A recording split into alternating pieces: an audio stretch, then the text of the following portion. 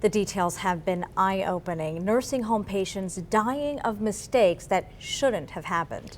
Target 8 uncovered mistakes that caused or contributed to 112 deaths over 3 years at Michigan nursing homes. New tonight, Target 8 investigator Ken Kolker is asking, what will it take to stop the mistakes from happening? Ken? Yeah, Brian and Marley, one of the obvious questions is this. Would it simply be enough to just hire more nurses and nurses' aides to care for the elderly? Everywhere you go, you're going to have staffing issues everywhere.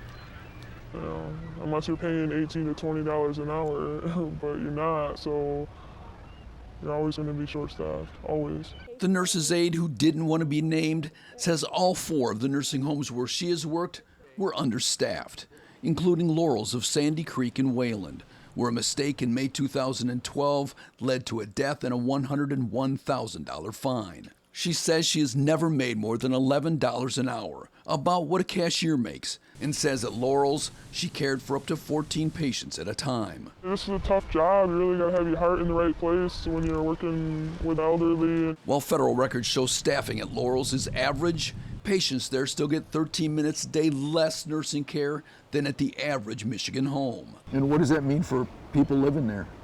It's sad. It means it's taking time away from them. The average nursing home in Michigan provides 1 hour and 41 minutes of nursing care a day for each patient, about 2 minutes more than the national average. But the head of a national nursing home watchdog group says that is not enough. Families for Better Care gives Michigan an F for nursing home care and ranks it 4th worst in the nation, in part because of its high number of serious violations. He blames that mostly on what he calls mediocre staffing levels. The more staff you have working on the front lines of nursing homes, the safer the residents. But the head of the state agency that inspects nursing homes says it's more about training and culture. You can have 6 people standing around a nurse's station, or you can have every person out talking to people. You know, it doesn't make any difference how many people you have on board if you don't have the right culture. The wrong culture, she says, leads to mistakes.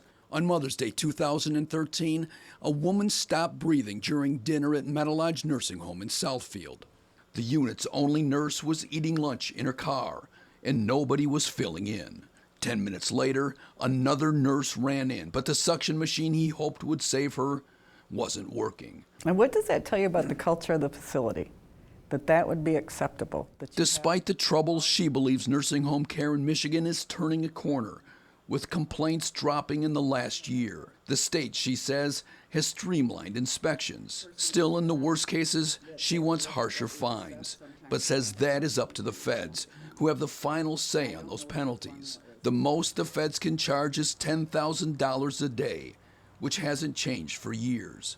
The association that represents most of Michigan's nursing homes says it would consider boosting minimum staffing, but opposes bigger fines. This sector of healthcare has been fined, has been put out of business, has been all manner of sanctions over the years. The fact that there are 112 deaths over the last 3 years, does that say that more needs to be done? Are you satisfied with that? Well, I'm not satisfied, and more always needs to be done. The state says any change would require legislation, both state and national. Are there some places you would not put a relative? Absolutely. You probably don't want to name them, though. Absolutely not. Ken Kolker, talk about some of the comments. I'm sure this has sparked a huge dialogue with a lot of folks at home, and you've been seeing some of the viewer comments coming in as well. Is there a trend, or is there a pattern we've to these had comments? a lot of comments. We've had a number of comments from people with their own horror stories about deaths that they suspect something went terribly wrong.